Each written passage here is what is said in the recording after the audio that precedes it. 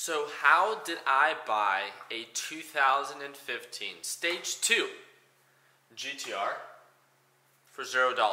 I have rich parents, right? My parents bought it for me, and that's how I got it for free. No. I'm young, I'm fast, I must have stolen it, right? No. Alright, I got it. So there's a seller, and then there was a potential buyer, and I drove it around for a little bit, and that's how I got the GTR for free, right? No, I like that idea, but no, that's not it. I'll stop messing with you. The way that I was able to buy a 2015 GTR, right, for $0, actually, after a year and a half of owning it, did not cost me $1. How? I'm a deal hunter. So let me explain to you exactly how I bought this car. Did I have a loan on the car? Did I not put any money down? Is that the way that I'm trying to rearrange this? Nope, not at all. So the car itself, right? I bought a little bit over a year and a half ago from someone that I knew at the Arizona State University campus. This was a student that was graduating, needed to head back to their home country. And this is a little niche that I discovered for kind of like higher-end vehicles shortly after I moved here. And one of the things that I figured out is that once these students graduate, they need to get rid of their car. And a majority of the time, they end up wanting to get rid of the car within a very short notice, meaning that they need a cash buyer. Again, they're not coming back to the United States. So what does that leave us with? We're able to leverage the cash that we have to buy the car. I, at this point, didn't want the 2015 GTR. I already had a GTR at the time. I had an Alpha 7. A lot of you guys might know that already know who it is that I am. I had a 2015 Alpha 7 blue carbon fiber hood, beautiful GTR. Why do I want another one? I didn't. Only if it was a good deal. And this is exactly what you're able to leverage if and only if, not just being a cash buyer, but also able to qualify for this specific car within a very short notice. The really beautiful thing about Arizona is that they don't charge taxes on private party sales. And yes, you heard me right. So when it's a person-to-person sale for a vehicle, do you still have to register it? Of course. Do you have to pay taxes on it? No, only when you buy it through a dealership. So instead of buying a $70,000 to $75,000 car through a dealership and having to pay taxes on top of that, adding to my ownership expenses, all I had to do was put up the cash, buy the car if he accepted my deal. And again, what I'm able to leverage is that I'm able to buy the car cash, and I don't want it. So my offer is a very laid-back offer, if that's what you want to call it. Shot him an offer for $67,000. He was asking about $75,000 at the time, and it took him a couple days to reason to that specific price, but as we got closer to the date that he needed to leave and he could not find someone to make him a reasonable enough offer within a very short period of time, is being a buyer that's able to leverage the capital that they have, which is exactly what that specific seller needs. So let me give you a little bit of a better example. For something that's a little bit more affordable, let's say that there's someone selling a car that's normally worth $3,000 for $2,500. And let's say that the reason that they're selling the car is because they're a distressed seller that maybe needs to pay some credit card debt off, right? So let's say that you have a relative that really needs the money, but for yourself, you don't necessarily want the car unless it's a good deal, unless it actually makes sense for you. You can benefit them with the cash that you're able to leverage, right? And then they can benefit you with giving you a good deal. I would only buy it for investment purposes, and of course still enjoy it along the way. And that's exactly what happened.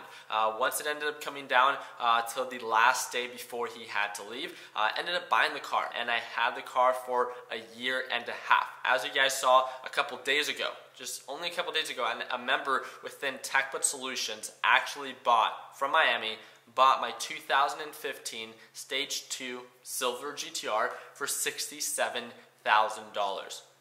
What about my insurance? What about my registration? That's something that I would incur with any of the cars that I have. I have a McLaren, I have a Porsche GT3 RS, I have a Lamborghini.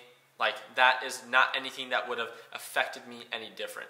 The whole purpose of this video is to showcase the importance of being able to leverage your buying power. Regardless if it's cash or regardless if it's a loan that you can qualify for, there's 3 things that I want you to focus on. Understand what that car is worth. With very simple research within your area, you're able to analyze what that car market and what that specific car alone is worth in your area. You can see the low points, you can see the high points, and you can determine, with the mileage, condition, and overall spec of that specific car and what it's worth. If you're struggling to identify that, then what can you do? A very little simple trick that we like to teach our Flipping Wheels members is call a local dealership, both big and small, and get a trade-in value for that specific car alone. Let them tell you what that car is worth to a dealership, a business that is established to buy and resell cars.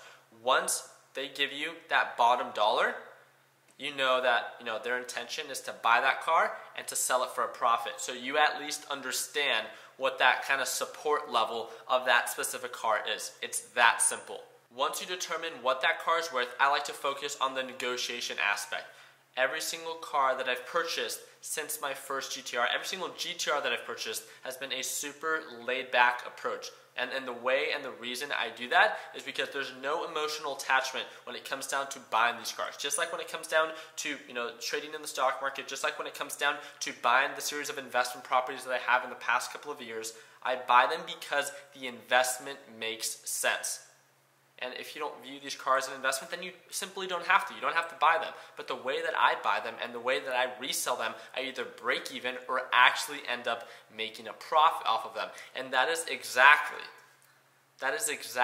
why I've been able to experience the success in this car market, because there's no emotional attachment. It all comes down to the numbers and what that car is worth to me. I make my offer, I stick to it, and if they bite, then great. If they don't, then it wasn't meant to be. That simple. The last thing that I want to talk about is this little niche that I've been able to find for these kind of higher end cars. And I'm in the Arizona area. So there's a lot of students that come from all over the United States, and even some foreign students that come from outside of the United States.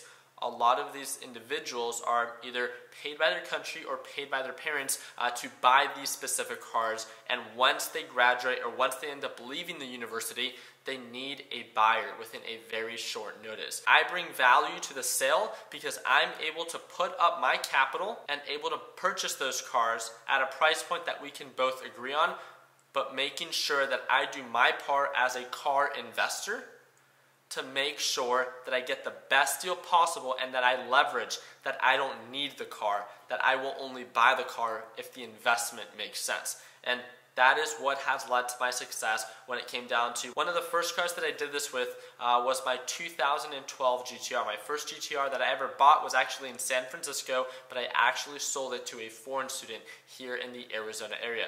Shortly after that, I bought a 2015 Corvette Z06 from a student at the University of Arizona campus. Again, the same thing, going from Arizona, and he was moving to California and needed a cash buyer.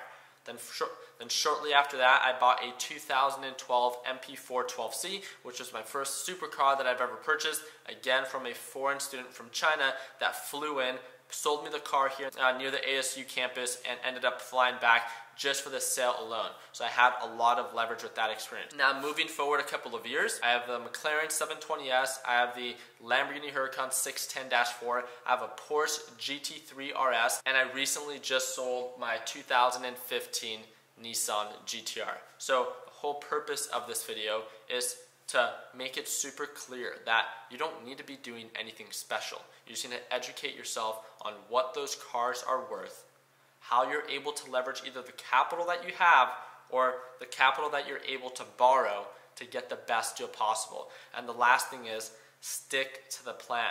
Remove all emotions when it comes down to investing in this car market. I don't care how much you want the car. If the car is not sold to you at the price point where it makes sense as an investment, then it's not meant to be, because at the end of the day, you need to make sure that you do your part as an investor to work towards those goals. And if you want to continue to scale from a Mustang to Camaro, a Camaro to a Corvette to a GTR to an Audi R8, an Audi R8 to a McLaren MP412C, a McLaren MP412C to a 570S to a 720S. Does that sound familiar?